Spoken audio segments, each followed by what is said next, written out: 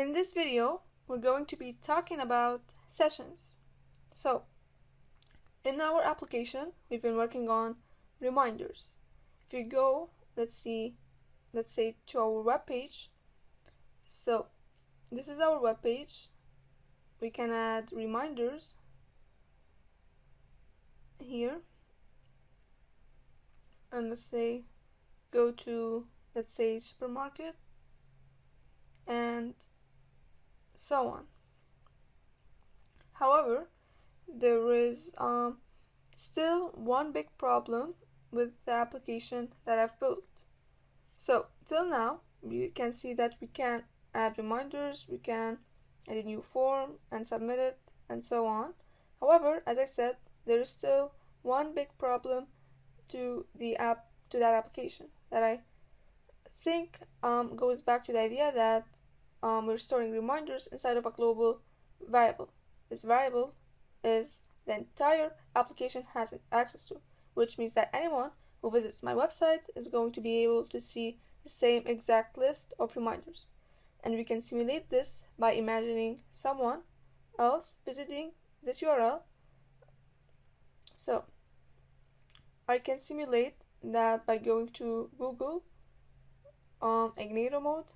So if I go ahead and copy that same link, you can see that now first of all, the Ignito window is like different person is interacting with a page and going to the same URL, and so you can see that as I go to that same URL, I'm given the same exact list of reminders. Both me and another person see the same list because there is just one reminders variable across the entire application that is shared among all of the requests that come in that particular application. And that's probably not what I want when I'm dealing with something like a list of reminders.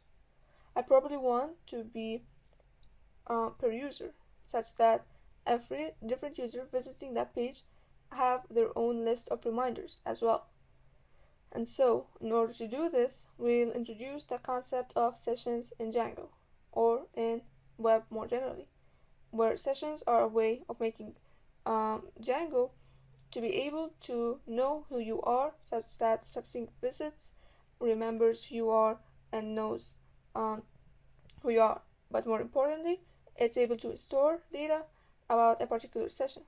It's able to store your ID of the user and the information about that user, or in this case, it's able to store all your reminders. So in order to take advantage of sessions, instead of having a global variable called reminders, I'm going to go ahead and delete this and install it. Instead store reminders inside of the user's sessions. So inside of the index route, I'm going to include a line like this. I'm going to check if reminders is not in request.session. So if reminders is not a request,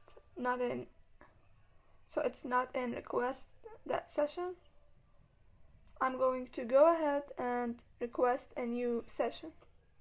So meaning, if I go ahead and look inside of that session, and you can think of the session as like a big dictionary representing all the data that we have on file inside of the session about the user.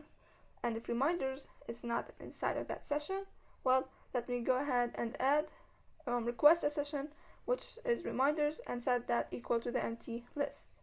So I'm going to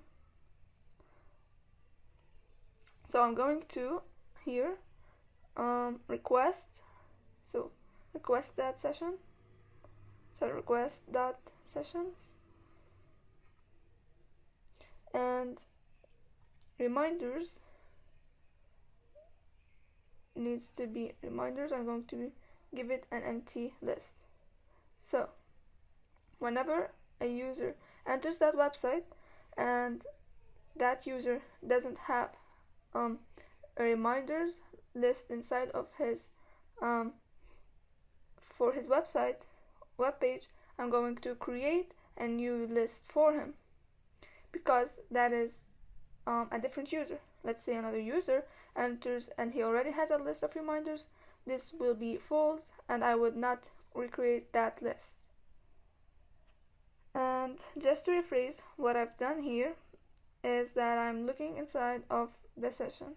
I'm looking inside of the session to see if there are already a list of reminders inside of that session. And if there isn't already a list of reminders in that session, well, I'd like to create that new reminders list, So inside of square brackets, reminders equals to that empty list by setting that request a session. If the user doesn't already have a list of reminders, go ahead and give him an empty list of reminders. And now here reminders, instead of rendering that reminders, I'm going to render a request dot session dot reminder, square brackets, reminders.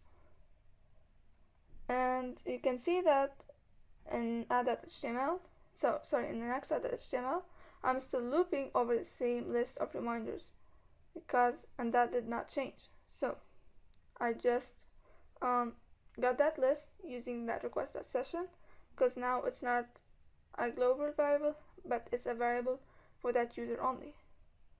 And so now if I go ahead and save views.py and go ahead and refresh my page, I'm going to get an operational error, no such table Django / session.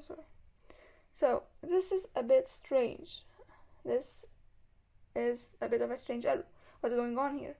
No such table Django session. Well, turns out as well, we're going to see that also in a while Django tends to store data inside of tables, and we haven't yet gotten to what that ultimately means, or how to manipulate or interact with data stored inside of tables. But Django stores data about sessions that would happen inside of a table by default, and you can change to have Django store data about sessions elsewhere. But ultimately, Django is keeping data about who you are and who your reminders are, and that data needs to be stored somewhere. And by default, Django wants to store it inside of that table. And right now, that table doesn't exist. So we need to create it, and the way to give Django access to that table that it wants to create, that it has been waiting to create, but it hasn't yet, is to run a command inside of our command prompt. And so that command is to run python manage.py migrate. And we'll learn more about what does that mean in terms of what migrations is and what does it mean to migrate data into a database. But for now, just know that python manage.py migrate will allow us to create all of the default tables inside of Django's database. So now I click enter, and you can see that I got these things. I'm going to see what does that mean later, and we're going to actually create databases of our own and tables of our own to store our own custom data. But Django has some initial default tables that it wants to create, and running python manage.py migrate allows for those tables to be created. So now that those exist, I first need to run my server. So python manage.py run server, and go ahead and copy that link.